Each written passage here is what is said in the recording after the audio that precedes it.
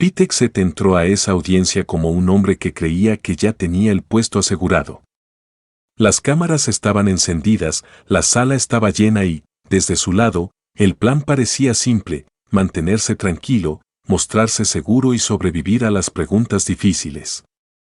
Esa era la estrategia. Proyectar confianza, sonreír en los momentos incómodos y recordarles a todo su servicio militar cada vez que la situación se pusiera tensa. Pero lo que ocurrió después fue algo que claramente no esperaba. Gracias por estar aquí hoy. Gracias por su servicio a este país. Gracias, senador. Pocos nominados llegan a esta sala con toda la experiencia necesaria para hacer este trabajo, para ser secretario de Defensa. Lo entendemos. Eso refleja lo grande que es este trabajo. Lo que quiero entender es si usted tiene o no alguna de la experiencia necesaria que este puesto requiere. Y aquí es donde me preocupa. El senador Coleman presentándolo. Y esto es una cita. Él dijo que ha luchado y superado grandes desafíos personales. Fin de la cita. Usted entra aquí diciendo que ha tenido problemas personales y de carácter en su pasado, incluyendo el consumo excesivo de alcohol, sobre lo cual usted escribió. Y usted dijo, y esto es una cita suya, que dijo: me siento ante ustedes como un libro abierto. Sin embargo, en realidad no ha dicho cuáles son los desafíos personales. ¿Qué ha superado cuando se le ha preguntado sobre ellos? Así que le voy a dar la oportunidad aquí de ser tan sincero como dice que quiere ser. Entonces, mientras dirigía a Concerned Veterans of America, hubo casos muy específicos citados por personas sobre su conducta. Voy a repasar algunos de ellos, y solo quiero que me diga si son verdaderos o falsos. Muy sencillo. En el Día de los Caídos de 2014, en un evento de CVA en Virginia, tuvo que ser sacado del evento porque estaba ebrio. Senador, calumnias anónimas. ¿Son verdadero o falso? Muy sencillo. Verano de 2014 en Cleveland, ebrio en público con el equipo de CVA. Calumnias anónimas. Solo estoy pidiendo respuestas de verdadero o falso. Respuestas de verdadero o falso. Un evento en Carolina del Norte, ebrio frente a 3 jóvenes empleadas después de que usted había implementado una política de cero alcohol, y luego la revirtió. ¿Verdadero o falso? Calumnias anónimas. Diciembre de 2014, en la fiesta de Navidad de CBA en el Grand Hyatt en Washington, D.C., usted estaba visiblemente ebrio y tuvieron que llevarlo a su habitación. ¿Eso es verdadero o falso? Calumnias anónimas. En otra ocasión, un empleado de CBA afirmó que usted se desmayó en la parte trasera de un autobús de fiesta. ¿Eso es verdadero o falso? Calumnias anónimas. En 2014, mientras estaba en Luisiana por asuntos oficiales de CBA, llevó a su personal, incluyendo a jóvenes empleadas, a un club de striptease. Absolutamente no. Calumnias anónimas. Entonces,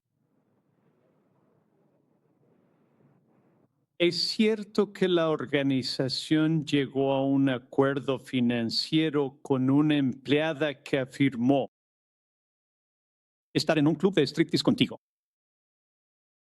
Y había un colega que intentó agredirla sexualmente. ¿Hubo un acuerdo financiero?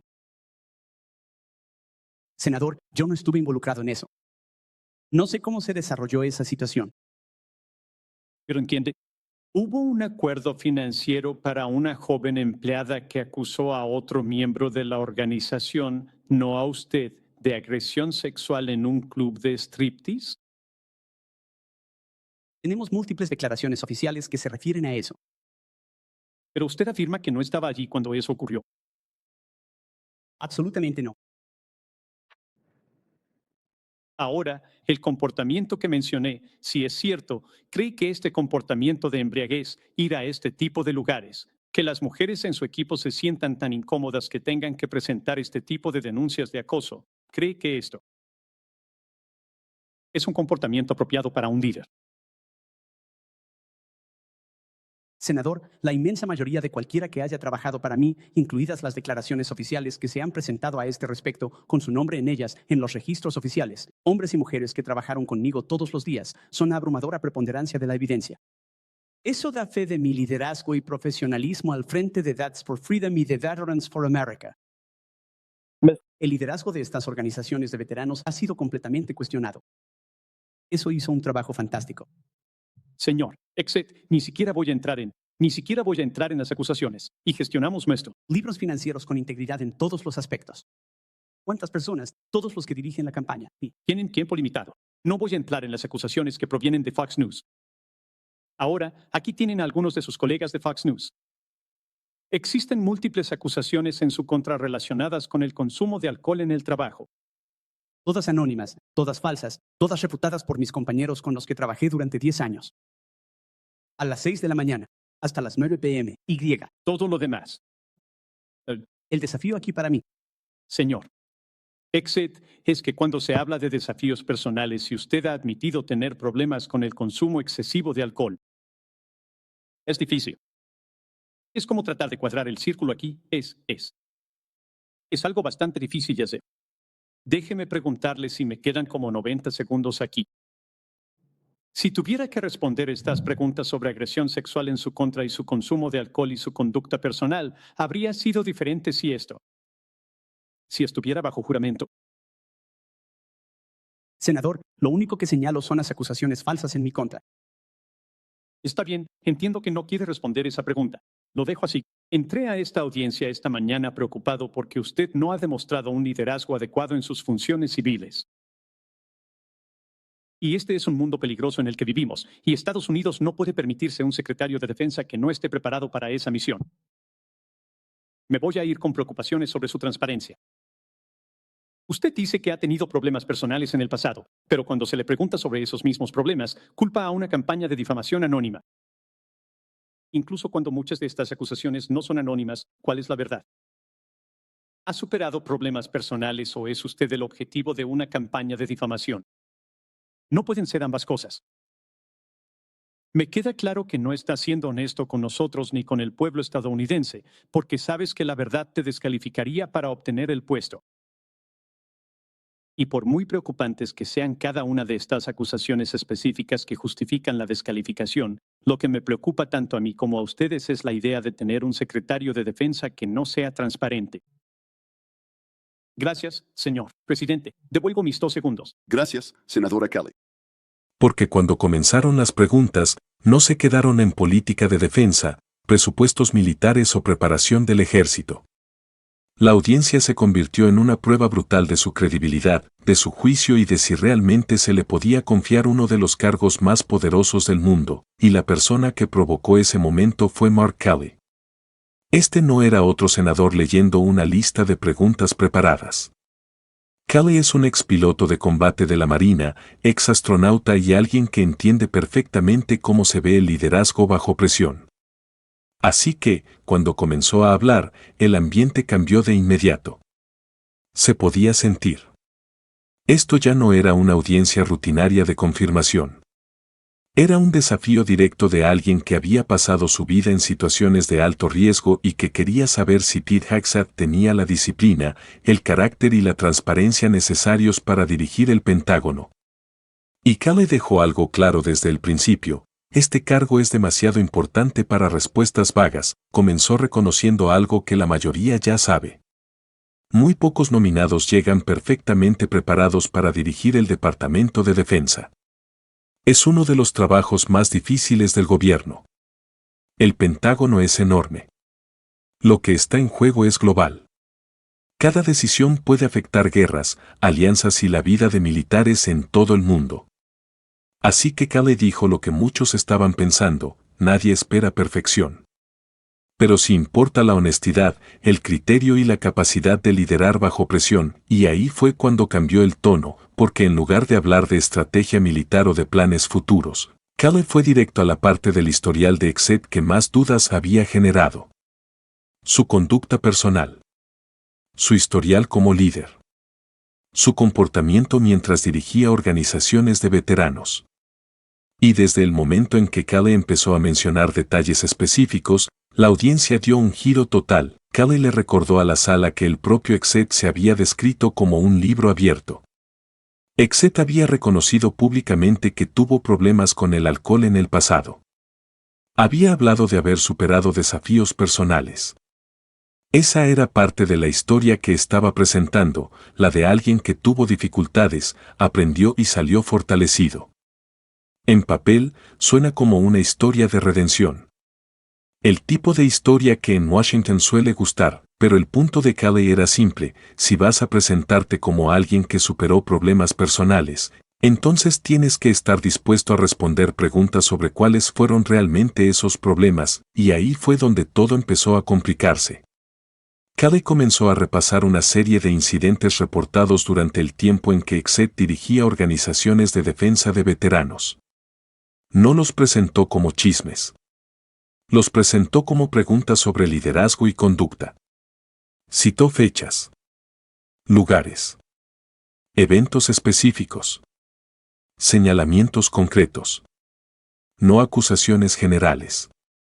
Momentos puntuales que, según reportes, habían generado preocupación entre personas que trabajaron con Exet. Empezó con un evento del Día de los Caídos en 2014, donde reportes señalaban que Exet estaba tan intoxicado que tuvieron que ayudarlo a salir.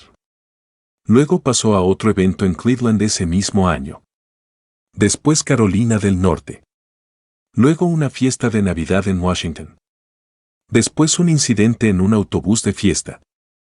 Uno tras otro, Callie los fue presentando con calma y precisión, y cada vez hacía la misma pregunta simple: ¿verdadero o falso? Eso fue lo que hizo el intercambio tan tenso.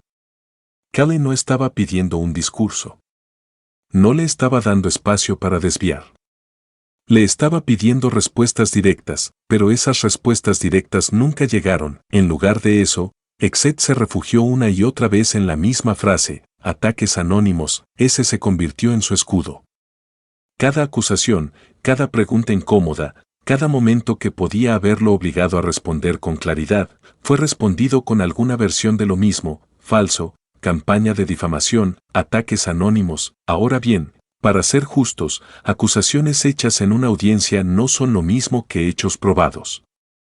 Alegaciones siguen siendo alegaciones si no se verifican. Y esa diferencia importa. Pero ese no era realmente el punto central de Callie. Su argumento real era sobre transparencia. Si alguien quiere dirigir el Departamento de Defensa, una institución construida sobre disciplina, responsabilidad y confianza, entonces negarse a responder directamente a preocupaciones serias sobre su conducta pasada se convierte en un problema por sí solo, y eso fue lo que Callie siguió presionando, porque desde su perspectiva, esto no se trataba de humillar a Exet. Se trataba de saber si el nominado podía soportar un escrutinio serio sin esconderse detrás de frases vacías. La tensión subió aún más cuando Callie pasó a otra parte todavía más incómoda del historial. Ese fue el momento en que la audiencia se volvió aún más difícil para Hagsad. Callie mencionó alegaciones relacionadas con un incidente que involucraba al personal durante el tiempo de Exet en Concerned Veterans for America. En concreto, señalamientos sobre una salida donde miembros del equipo supuestamente fueron puestos en un ambiente inapropiado y reportes posteriores de un acuerdo financiero vinculado a una denuncia de mala conducta de una empleada contra otra persona de la organización. Las preguntas de Callie fueron directas. ¿Estuvo Exet ahí? ¿Sabía lo que pasó? ¿Falló el liderazgo en proteger al personal? Esto ya no era solo sobre beber. Era sobre cultura laboral. Juicio. Responsabilidad. Temas que van directamente al corazón del liderazgo. Exet negó rotundamente haber estado presente en ciertos hechos. Dijo que algunas acusaciones eran falsas. Se distanció de los detalles del acuerdo. Pero, una vez más, sus respuestas sonaron más defensivas que aclaratorias, y eso importó. Porque cuanto más presionaba Callie, más dejaba al descubierto un problema de fondo. La estrategia de Exet estaba basada en desestimar las críticas en lugar de enfrentarlas directamente. Eso puede funcionar en televisión por cable. Puede funcionar en un mitin político. Pero bajo juramento, frente a senadores que deciden si te entregan el Pentágono, ese enfoque tiene riesgos. Callie lo entendía perfectamente, y volvió una y otra vez a la misma contradicción central. Por un lado, Exet había hablado públicamente de luchas personales y de crecimiento. Por otro, Cuando le preguntaban por esas preocupaciones concretas, rechazaba toda la premisa como ataques políticos. El punto de Caleb fue devastadoramente simple. ¿Cuál de las dos versiones es la verdadera? ¿Hubo problemas personales que logró superar, o toda la historia de mala conducta fue inventada? Porque ambas versiones no pueden ser ciertas al mismo tiempo. Esa pregunta cayó con fuerza. Y era el tipo de pregunta difícil de esquivar porque iba más allá de una sola acusación. Iba directo a la credibilidad. Así la persona frente a ti está diciendo la verdad de manera coherente. Ese fue el momento en que muchos espectadores sintieron que la audiencia pasó de incómoda a dañina, no porque Caleb hubiera probado cada alegación. No lo hizo. Las audiencias no son tribunales, sino porque había forzado una prueba básica de confianza, y las respuestas de Exet no convencieron a quienes ya tenían dudas sobre su preparación. Caleb lo dijo de forma explícita. Explicó que había llegado a la audiencia ya preocupado por si Exet había demostrado suficiente liderazgo civil para el cargo. Esa preocupación no tenía que ver con su servicio militar. Exet había servido al país, y eso se reconoció. La preocupación era si su experiencia en medios y organizaciones, sumada a dudas no resueltas sobre su conducta, realmente lo convertían en alguien listo para dirigir el Pentágono, y Caleb argumentó que, después de escuchar sus respuestas, esas preocupaciones solo habían aumentado. Eso importaba por el cargo que estaba en juego. El secretario de Defensa no es un puesto simbólico. No es un cargo donde el carisma por sí solo baste. Esa persona supervisa la preparación militar, los despliegues, la coordinación de inteligencia, los sistemas de armas, los presupuestos, las alianzas y decisiones que pueden significar vida o muerte. Cuando surge una crisis en el extranjero, cuando aparece una amenaza, cuando hay tropas en peligro, esta es una de las primeras personas a las que el presidente recurre.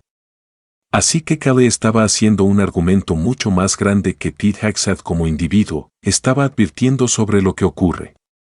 Cuando los estándares para puestos poderosos se vuelven flexibles según la conveniencia política, porque esa era la historia de fondo que se estaba desarrollando en esa sala, no solo si Hegseth respondió bien, sino si el proceso de confirmación todavía tiene dientes, porque, pese a la presión, los titulares, el escrutinio y la evidente incomodidad en la sala, todos sabían algo, los votos pesan más que los momentos virales.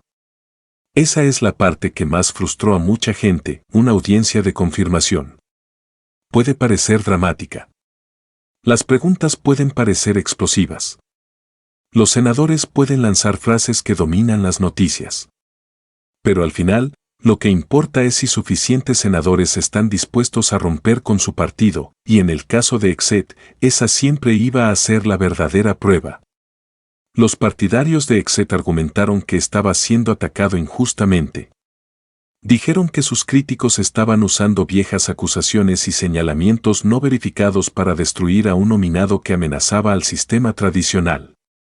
Según ellos, Washington se sentía incómodo con alguien de fuera del establishment. Desde esa perspectiva, la negativa de Exet a responder en detalle cada acusación era comprensible. Para que legitimar ataques diseñados para hundirte, ese fue el argumento de defensa, pero sus críticos vieron algo muy distinto, vieron a un nominado que evitó una y otra vez la responsabilidad directa. A alguien cuyas respuestas generaron más preguntas de las que resolvieron. A alguien cuyo respaldo político parecía más fuerte que el caso real a favor de sus credenciales, y esa división es lo que hizo esta audiencia tan reveladora, porque mostró lo diferente que hoy ve la gente un mismo evento. Para algunos, fue una emboscada política, para otros, fue uno de los pocos momentos en que alguien finalmente dijo en voz alta lo que muchos ya venían cuestionando, y más allá de la postura política de cada quien, la imagen fue impactante, un hombre buscando uno de los cargos más serios del país, enfrentando preguntas básicas sobre conducta, juicio y transparencia, y teniendo dificultades para dar tranquilidad. Esa imagen quedó grabada, porque el liderazgo no se trata solo de currículums o discursos. Se trata de cómo alguien responde bajo presión cuando ya no tiene dónde esconderse, y esto fue presión real. Caleb lo sabía, nunca tuvo que gritar. Nunca necesitó hacer espectáculo. Simplemente volvió una y otra vez a los hechos, a las contradicciones y al estándar que exige ese cargo. Eso fue lo que hizo este intercambio tan poderoso. No fue escandaloso por el volumen, fue contundente por la precisión. Y a veces, la precisión golpea más fuerte que el enojo. Si te gustó este análisis y quieres más cobertura clara de los momentos políticos más impactantes, dale like al video. Suscríbete al canal y activa la campana para no perderte nada de lo que viene. Gracias por vernos y nos vemos en el próximo video.